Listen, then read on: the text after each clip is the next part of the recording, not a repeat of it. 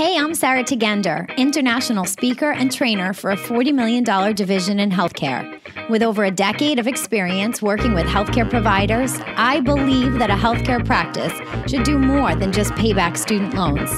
Each week, I'll bring you the tips, tricks, and experts you need to build your practice both on and offline. Smart people take notes, so grab a pen or open up the Notes app on your phone as we dive into the Health of Your Business podcast.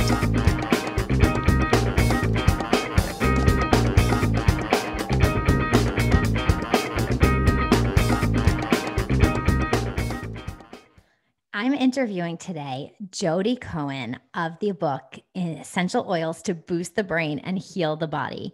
Jodi's book has been endorsed by Dave Asprey, the founder of the Bulletproof Diet, JJ Virgin, triple board certified celebrity nutrition expert, Robin Openshaw, who is the green smoothie girl. You guys know her. Deanna Minich, who has Whole Detox, Dr. Ben Lynch. I mean, these are some incredible people. And you're not going to be surprised when you hear from Jodi. When you hear all of the ways that she teaches people and practitioners how to use essential oils. And what I love is that we're not just talking about, use essential oils to flavor your water or use essential oils because, we think it might be good for you. No. She goes into the science and she goes into the brain science, how we activate the brain and specifically work with the vagus nerve. I really think you need to open up the Notes app on your phone. You need to get a pen and a piece of paper because Jodi has some really great concrete things. And then you're just going to want to get the book and all her bonuses. She gave away everything but the kitchen sink, I swear, with all these bonuses when you go ahead and get the book. So Essential Oils to Boost the Brain and Heal the Body. I think it's coming out March 17th. I don't know when you're listening to this podcast, but go on boostthebrainbook.com and check out Jodi. Take some notes. This is a dynamic episode.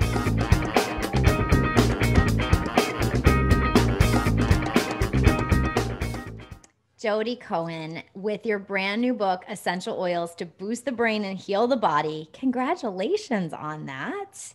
Thank you. Out of Seattle, we're sharing some snow stories as we swap some stories here this morning. I'm really excited. And I want people to know, first of all, why we're having this conversation, because you have worked in collaboration with over 70,000 clients and 15,000 practitioners.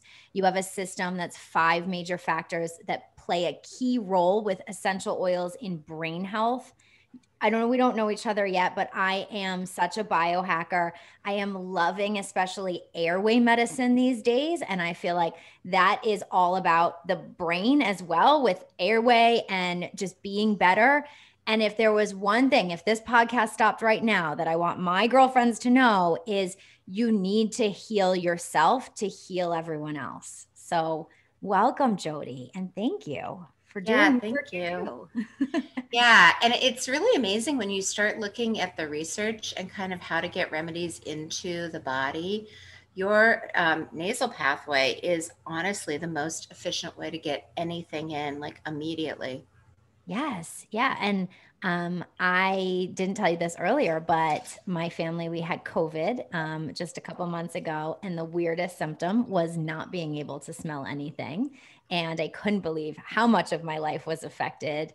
It was almost like I didn't even want day-to-day eating, sleeping, everything was affected because I couldn't smell. And that was so huge. So it's weird. I'm O blood type. So I'm pretty sure I had COVID. My only symptoms were I lost my sense of smell and I was more tired than usual.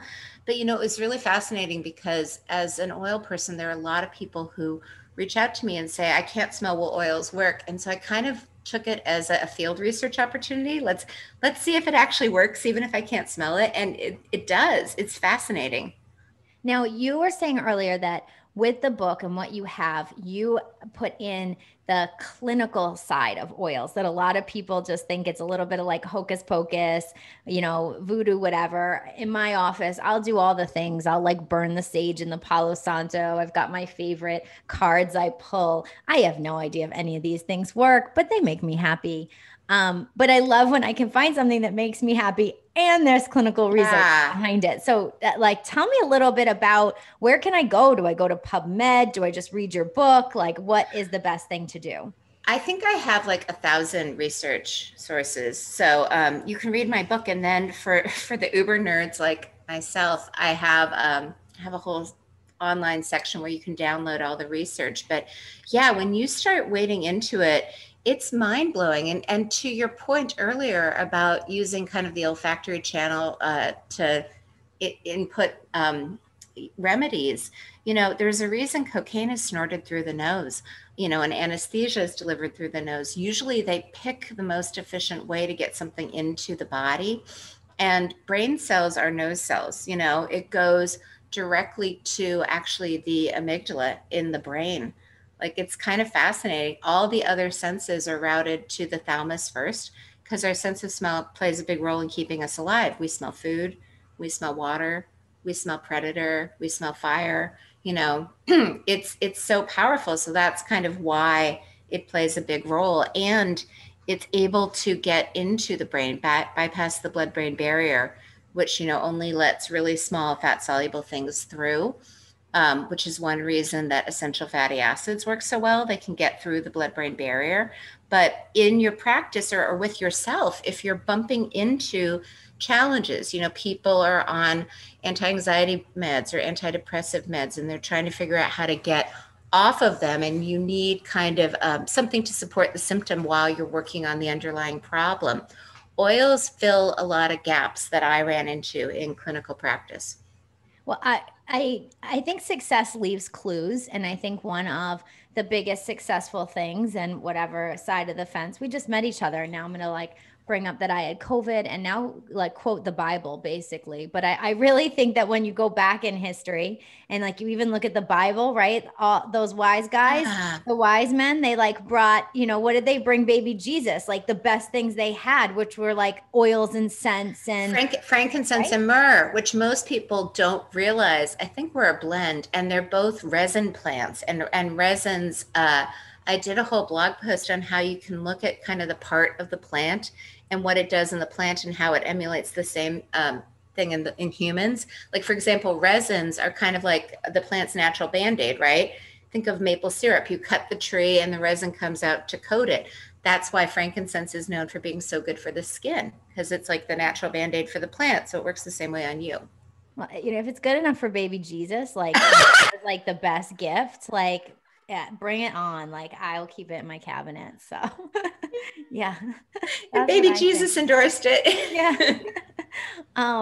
But after you worked with 15,000 practitioners, did you find that the practitioners wanted to know how to use it for themselves, or were they interested in how it could enhance their practice? Both. Okay. I think that so many of us are the wounded healer, right? We have crazy digestive issues. We solve them. Then we want to help other people avoid all the trial and error that we had to go through. And so a lot of practitioners, they had mold. So they know when, they use this remedy on their sinuses, because mold sadly lingers in your body even after you clean it up in your environment, they feel better. A lot of people, I think, use themselves as the crash test dummy.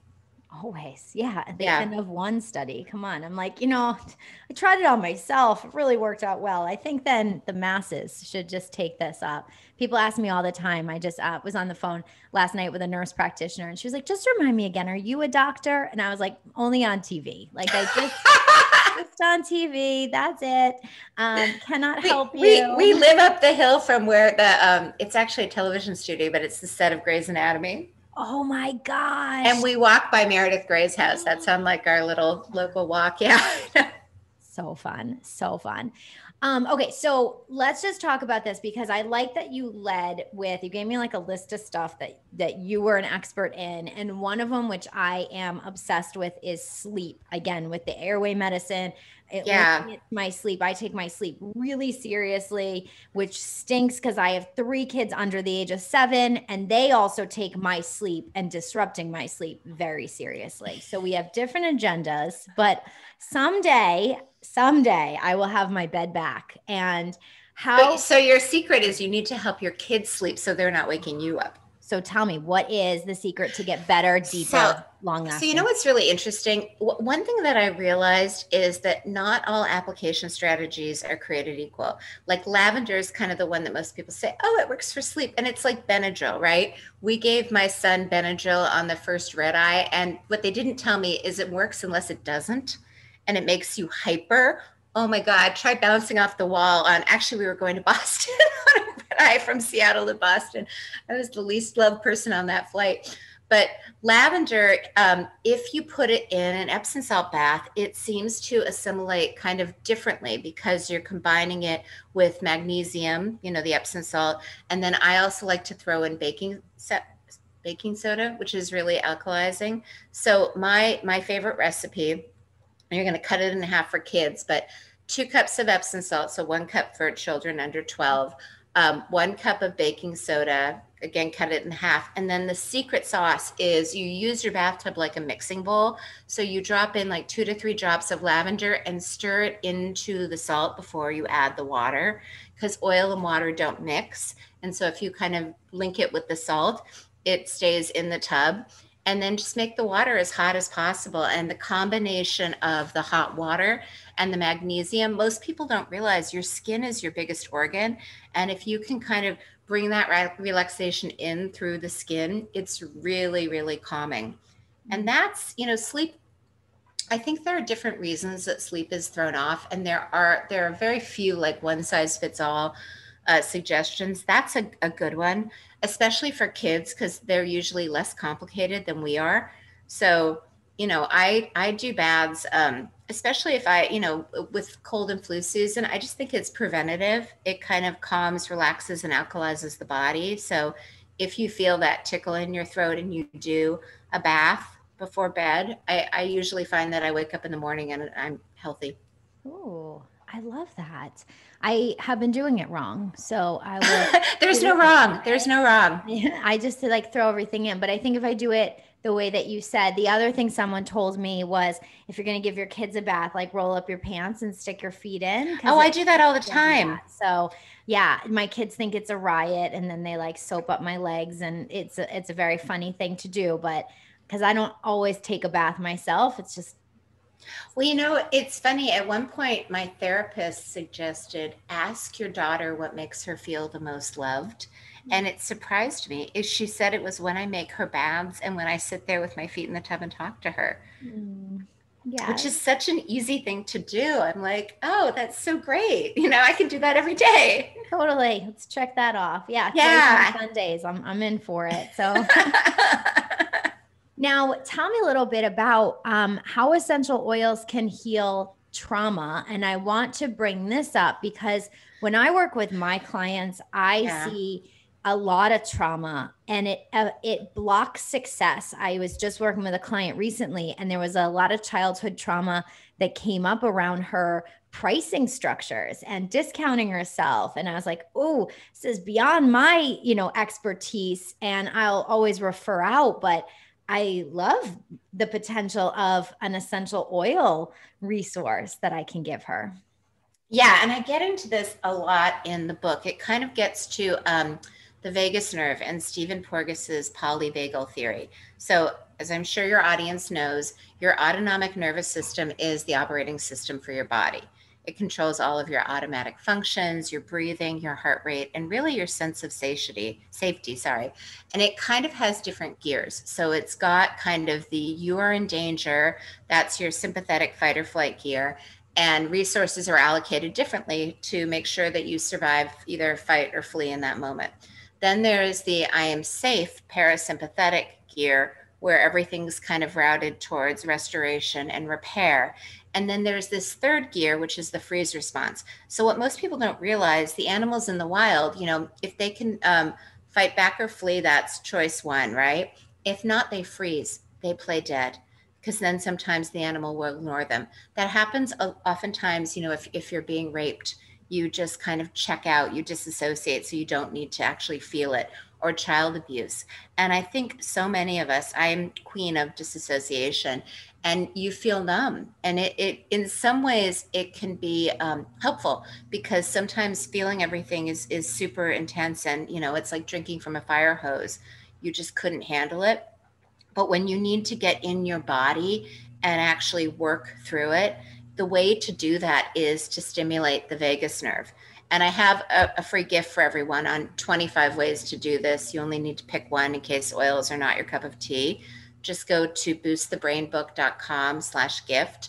But one of the 25 ways that, I've played with, the one that seems to work the best in my experience is using essential oils. And I'll tell you exactly how and why they work. So the vagus nerve, longest nerve in the body, basically starts at the back of the head, splits, is most accessible on both sides behind the earlobe on that mastoid bone, and then innervates every organ of digestion and detoxification. And you can basically activate it to trigger the safety response, the parasympathetic response, at any point that it innervates. So Tatis Karazian talks about gagging yourself with a tongue depressor or splashing your face with freezing water.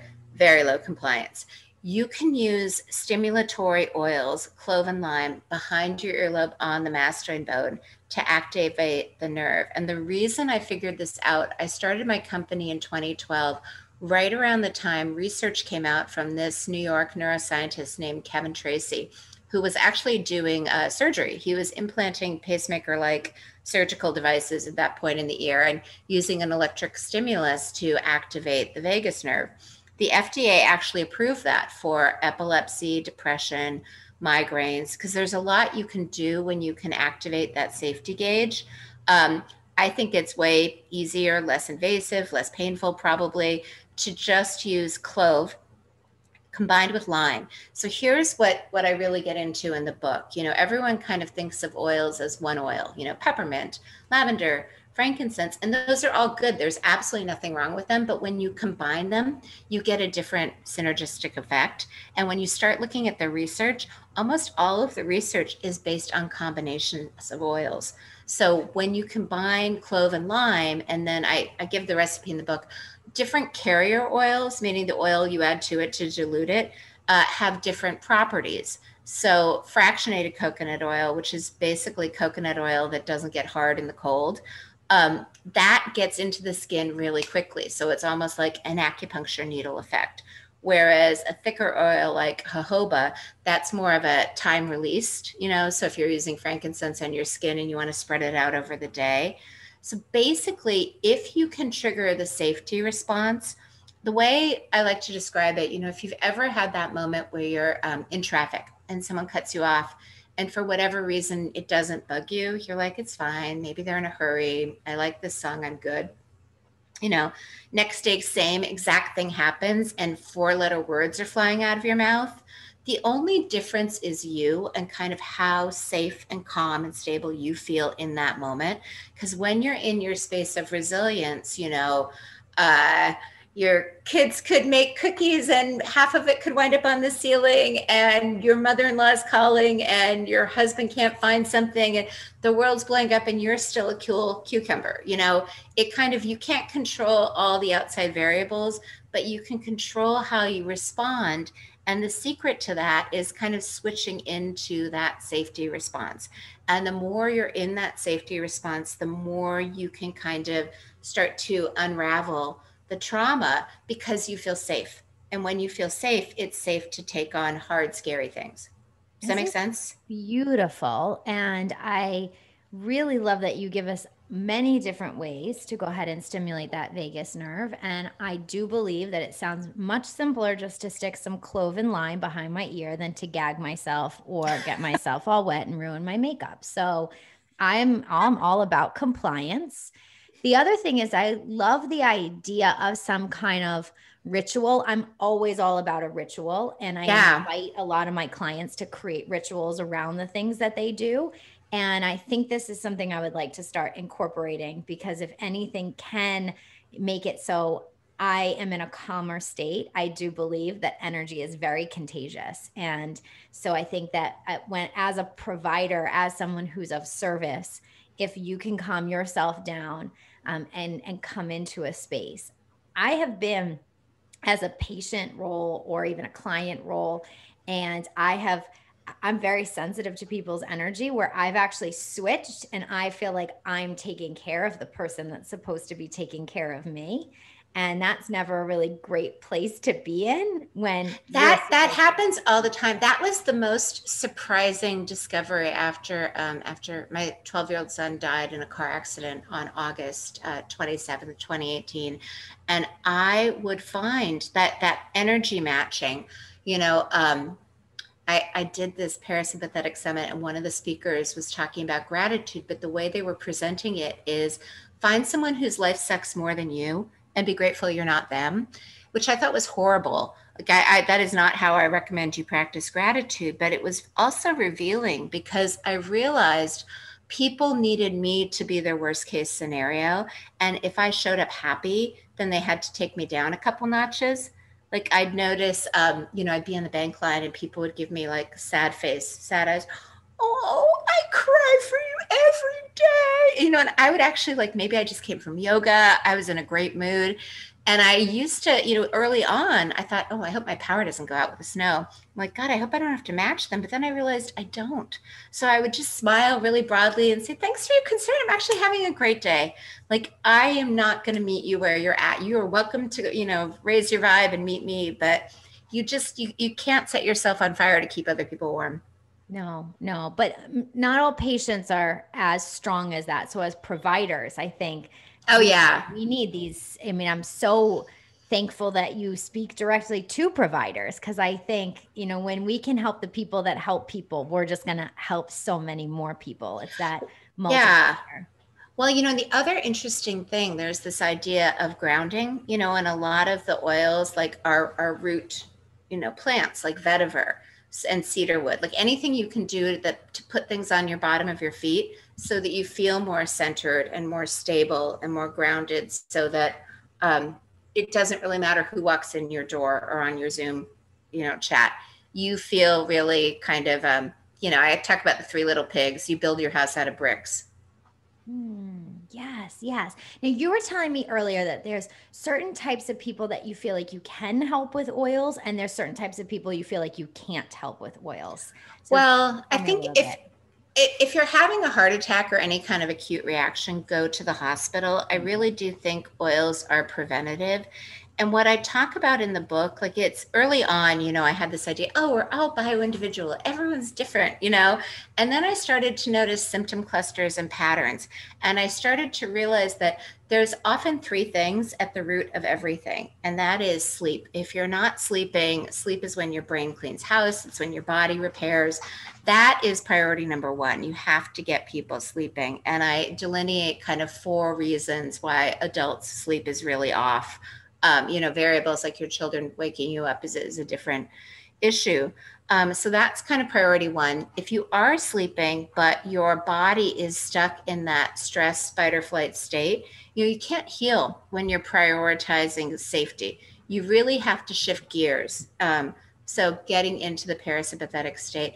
And then the third thing I really attribute to toxicity and the inability to detoxify, because I think that it's not only pathogens, it's environmental toxins that turn on your immune system and chronic inflammation. And the bottleneck there is really drainage.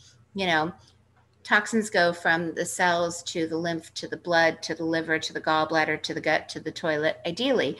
And at any point, there can be backlog and congestion, especially in the lymph. And there's really not, in my practice, that was always my bottleneck. And then I started realizing, because the skin is such a powerful way to get remedies into the system, topically applying oils, for lymph, you basically have to move or massage. But when you combine massage and downward movement with oils, when you think about what oils do in plants, they kind of move fluid in a specific direction. They help to make the vasculature and the lymph expand. They help with flow and downward drainage. And so you can use them very, strategically, like on the sides of the neck. Lymph doesn't drain evenly. It's more heavy on the left side. So the bottleneck, like the left clavicle, under the arm, you can really help to make sure that the garbage leaves the body. And also circulation is such a huge issue. Not only that your hands and your feet are cold, but that you don't have brain energy. This is actually my biggest trick for practice.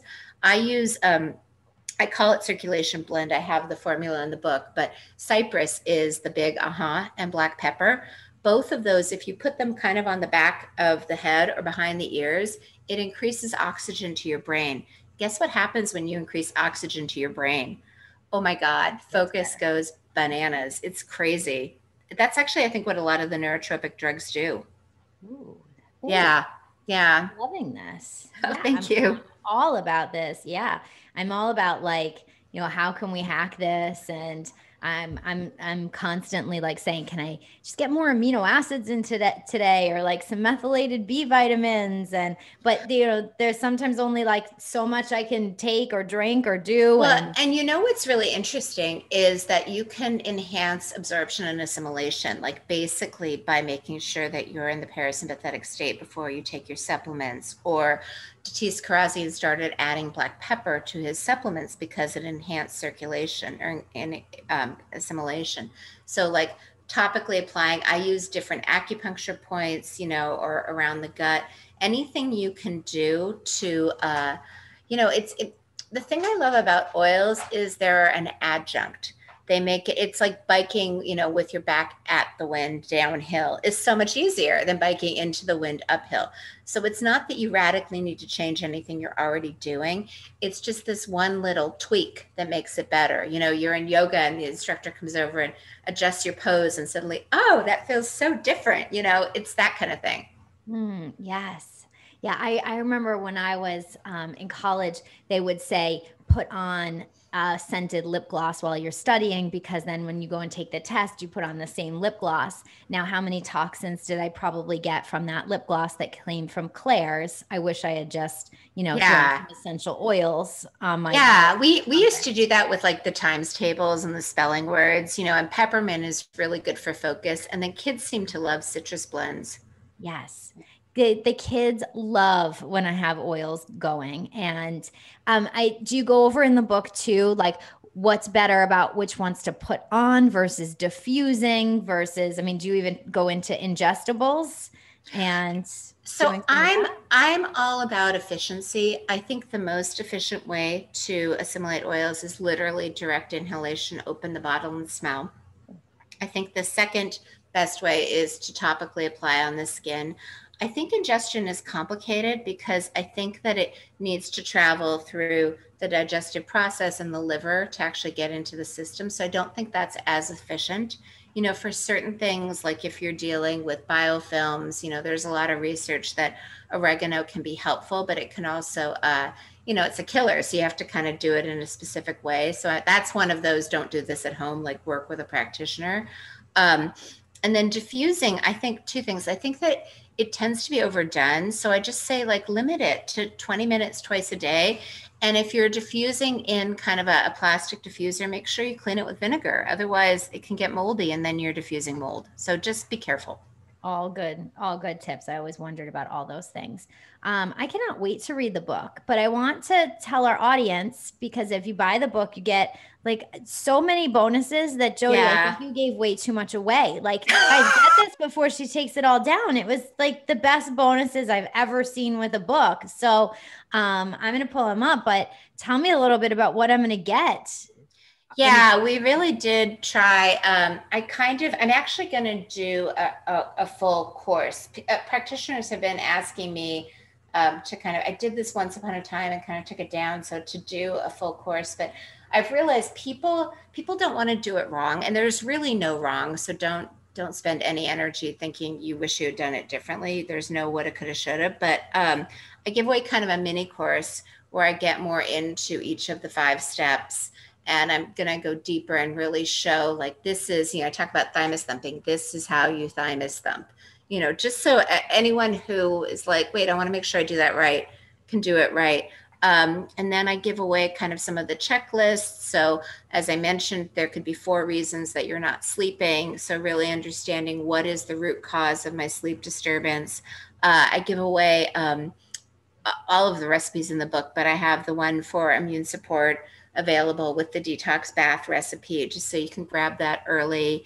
And then I'm adding one, this idea of where you apply is almost more important than what you apply, because I think no one really talks about that. Most people are like, make sure you buy my oils because they're the only ones that are high quality, and then do whatever you want. I kind of feel like, first of all, I feel like a lot of them are high quality. I looked at that research. Only jasmine and birch are really adulterated. Everything else, like if you've ever had a garden, basil, mint, lavender, they're very hard to kill. There's really no reason that you would need to make a synthetic version of them. So most of them are okay. Try to buy organic if you can. But yeah. So can you literally buy oils anywhere? Like I've seen them. I kind of think so. Store. Like, well, I don't know that I would do the dollar store. And, I think there's a discernment, like when you're walking through the mall and you walk by that candle store, like you can pretty much tell that it's weird artificial scents. Like don't buy those, but there's really no reason, different, it's kind of like you can buy your shoes at Kmart or you can buy them at Bergdorf's, and the ones at Bergdorf's might last longer. So there is something about quality. But I really do feel like people should trust themselves. I've heard people say like, oh, if it smells revolting, you need it. No, if it smells revolting, like, would you eat something that smelled revolting? Trust your intuition. Go towards what smells good to you. Awesome. And you give coupons. What are we giving coupons for? Actually for the parasympathetic blend. Oh, perfect. Yeah, so that you can try it. And that's the other thing we offer. Smell is so personal. So we have kind of a 30-day guarantee. If something doesn't work for you, just send it back, because you can't smell, when you're buying online, you don't know. Most people love it, but and that's the other thing that I talk about is a lot of people, their partner is really sensitive to smell. So I give really specific points on the bottom of your feet. So you can apply it, put socks on, your husband won't smell it in bed, and it still works. Oh, awesome. Oh, these are such great tips. So, and for my providers, I think that they should kind of get to know you, have this like first date with you here on the book and hang out in the bonuses. But then what else for providers if they want to do some more work, deeper dive with you? Yeah. We have practitioner accounts so that we can drop ship for you or send it to you at wholesale pricing. Yeah. And then I am going to, in 2021, start to do more practitioner training because I really do feel, oils, I do not think oils are a magic bullet. I don't think they're for everything, but I do feel like they fill some really critical gaps in the practice. It's like that, spot on your back that you can't quite reach to itch. I feel like oils can, especially when used with other supplements and what you already do, it can really enhance what you're already doing. Are you helping even providers?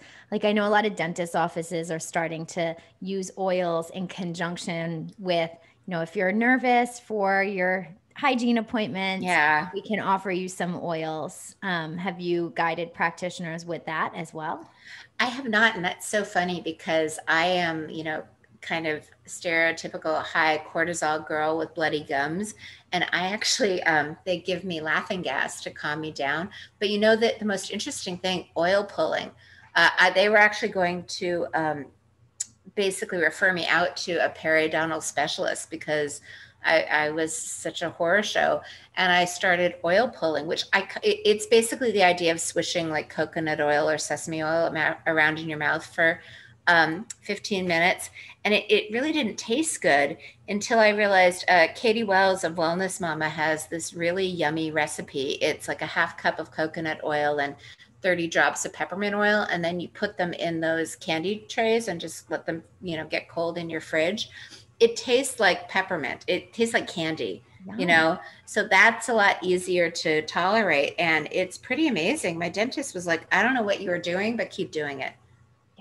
Yes. Yeah. With the airway dentistry, that medicine, that's a lot of dentists that practice that. So I've been minorly obsessed with all things dentistry and the level of concierge service that we're seeing. Cause I think that's one of the specialists that are not gobbled up by, big conglomerations, and they're still private practitioners, and they're realizing that we really want a great experience if we're going to pay cash and pay out of pocket. And we, don't just want that DMV experience that we get from our primary care, that when we just go see our providers. And I think that this is a great thing for the type of provider that wants another arrow in their quiver, wants something else that they can add on to, wants to create rituals for themselves, wants to create rituals for their patients, wants to be able to help people before the disaster strikes.